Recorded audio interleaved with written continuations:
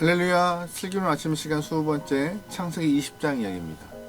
어제 창세기 19장의 이야기를 보면서 개인이나 공동체, 나라와 민족 모든 존재가 종말을 향해 달려간다고 말씀드렸습니다. 그렇다면 종말을 향해 달려가는 이 상황 가운데 교회의 모습은요, 세상을 향하여서 죄와 구원을 선포해야 하고 삶에서는 빛과 소금의 역할을 감당해내야 하는 그러한 삶의 모습이 우리에게 주어진 것입니다. 아무리 세상이 냉소적이고 비판적이라 할지라도 우리의 모습은 항상 하나님의 마음을 담고 있어야 하는 그러한 자세가 필요하죠. 그런데 오늘 볼 창세기 20장에서는요, 믿음이 없는 사람이 믿음의 사람을 책망하는 그런 민망한 상황이 연출되고 있습니다. 어디서 본 듯한 장면인데요. 창세기 12장에서 아브라함이 자기 아내 사라를 노이라고 명했던 그런 장면, 조금 민망한 장면이 오늘 본문에 똑같이 등장해요. 1절 말씀 읽어보겠습니다. 아브라함이 거기서 네게부 땅으로 옮겨가 가데스와 술 사이 그 아래 거류하며. 아멘. 아브라함이 네게부로 이동했다고 말하고 있는데요. 네게부는 가나안 쪽에 가나안 땅의 최남단 경계선상에 있는 그러한 땅입니다. 아브라함이 네게부로 이동한 이유는 아마 자신에게 있는 가축들, 소와 양을 먹이기 위해서 이동했던 것 같습니다. 그런데 네게부 땅은 이미 블레셋 사람들이 거주한 땅이었기 때문에 그랄 지역에서 그들과 함께 아브라함은 살아야 했던 것입니다.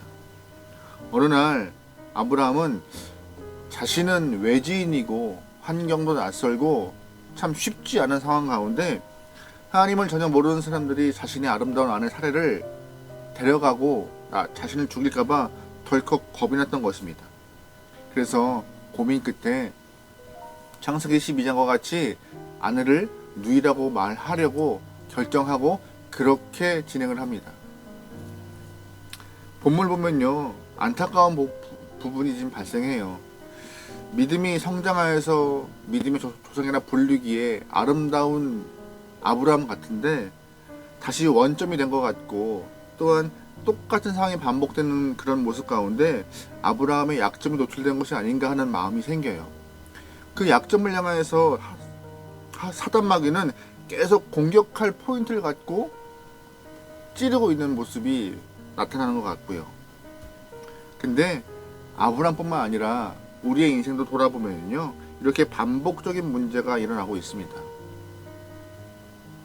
반복되는 것은 그 부분이 약한 것이고, 약하기 때문에 또 넘어지는 것이고, 또 넘어질 가능성이 충분히 존재한다는 그러한 문제점을 노출되고 있는 것이죠. 나도 내 약점을 잘 알고 있는데 사단마귀에 오죽하겠어요. 그래서 끊임없이 그 약한 부분을 건드리고 또 건드려 넘어지게 하는 것이, 하나님과 거리를 멀게 하는 것이 사단마귀의 전략이기도 하죠. 아브라함의 약점은요, 본토 친척 아베의 집을 떠나는 그 상황 가운데 발생했던 문제인 것 같습니다.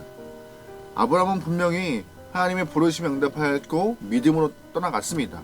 하지만 가나안까지 오는 그 먼 이동 가운데 자신이 많은 가족들을 책임져야 했던 것이고, 또한 항상 결정해야 하는 상황 가운데 부담감이 컸을 것입니다. 나는 내 가족을 잘 지켜야 돼. 안전하게 하나님이 약속하신 그 땅까지 걸어가야 돼. 그 마음이 아마 크게 스트레스가 있었을 것이에요.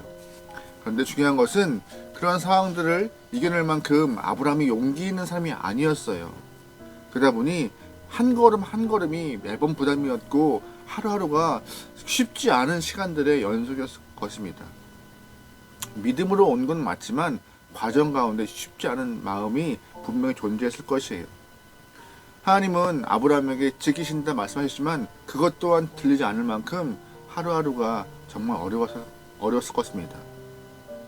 이렇게 아브라함이 자신의 약점이 노출되다 보니 사단마귀는 계속 거기를 공격하고 계속 거기를 치고 있는 상황이죠.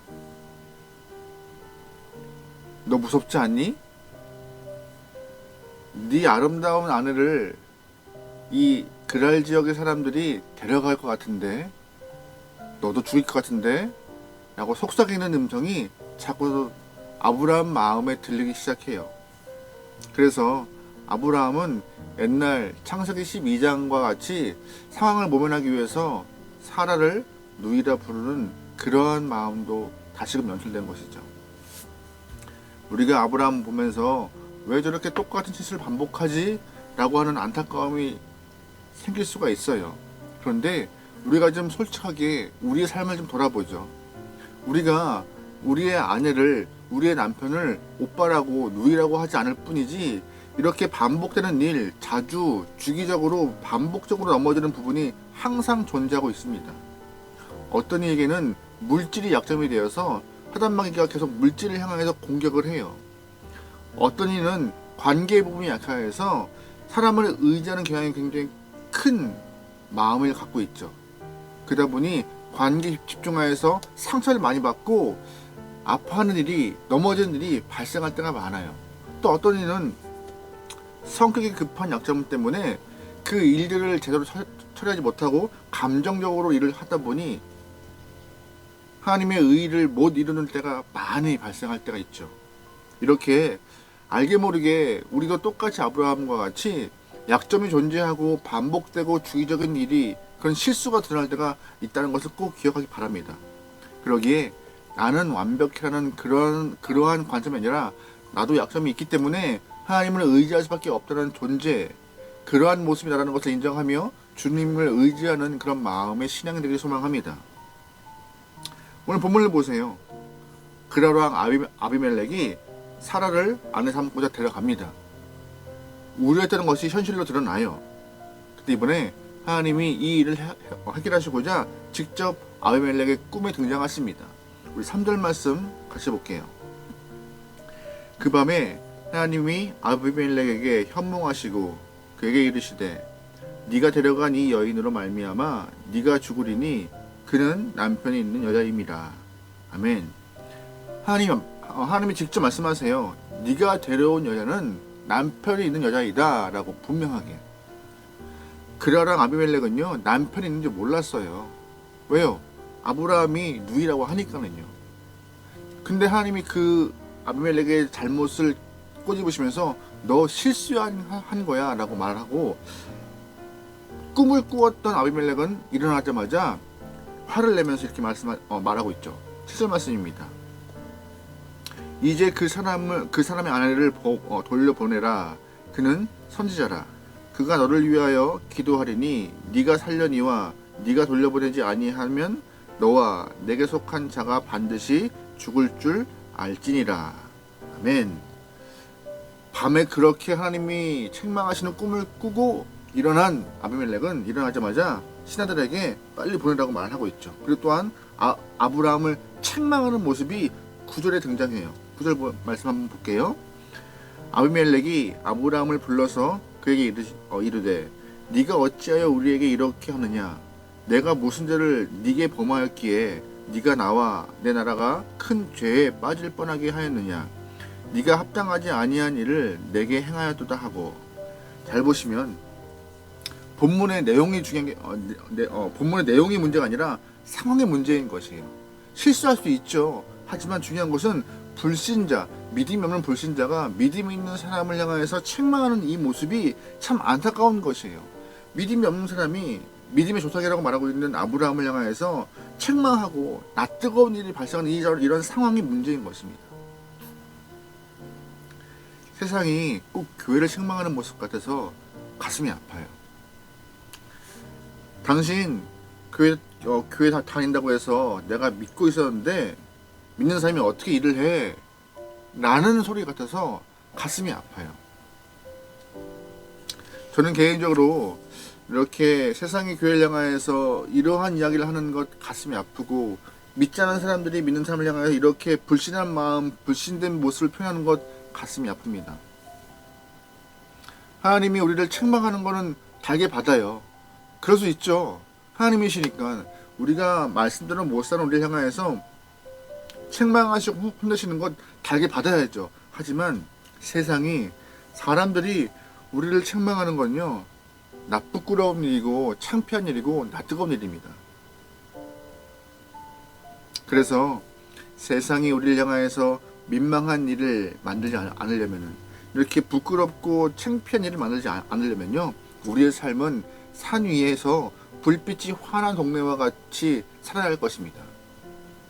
어떤 모습이요? 산 위에 불빛이 환한 동네와 같이요. 예수님께서도요, 산 위의 동네가 숨기지 못한다고 말씀하셨는데 왜 그랬을까요? 다 보이니까.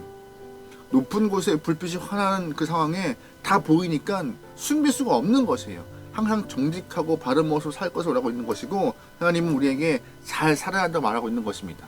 잘 사는 것이 무엇이에요? 물질적으로 풍요한 삶을 말하는 것이 아닙니다. 잘 사는 것은 하나님의 말씀대로 살다 보면 좀 손해볼 수 있어요. 하지만 갚으실 줄 믿고 살아가는 거예요. 내가 덜 가져갈 수 있어요. 하지만 하나님의 채우심을 우리에게 허락할 줄 믿고 가는 거예요. 우리가 더 일할 수도 있어요. 억울하죠. 하지만 힘 대신 주님께서 나에게 힘을 줄 줄 믿고 가는 거예요. 사람들 보기에 좀 모자라 보여 라는 말 들어도 괜찮다고, 오히려 그게 법 없이도 살 사람 같이 하나님 안에서 하나님 마음을 드러낸 사람이라고 평가받을 수 있는 하나의 모습이 아닐까 생각하는데요, 그것이 잘 산다고 말하고 있는 것입니다.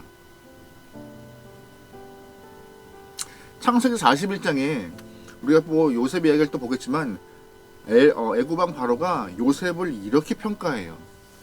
창세기 41장 38절 말씀입니다.